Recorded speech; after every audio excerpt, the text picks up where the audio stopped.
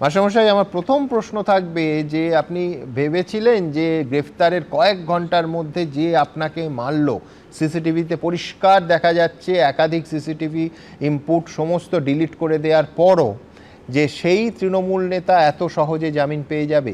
আপনি কতটা নিজে নিরাপদ বোধ করছেন এই মুহূর্তে?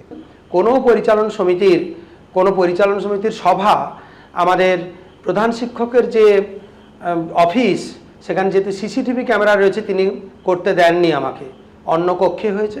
এবং সেখানে রীতিমতো একই রকমের ধরনের কিন্তু আচরণ হয়েছে, উদ্ধত ভঙ্গি, তেড়ে আসা, চিৎকার চেঁচামেচি, সমস্ত ফুটেজ, সে সমস্ত অডিও ফুটেজও কিছু কিছু জায়গায় রয়েছে এবং ভিডিও ফুটেজও রয়েছে। ইতিপূর্বে যখন অভিভাবক প্রতিনিধির সংক্রান্ত একটি, তাকে আমি নিয়ম দেখাতে চাইছিলাম, তিনি ম্যানুয়ালটা ছুঁড়ে ফেলে দূর থেকে তেড়ে এসেছেন থাপ্পড় মারতে, সেই ভিডিও ফুটেজটা ইতিপূর্বে ছিল।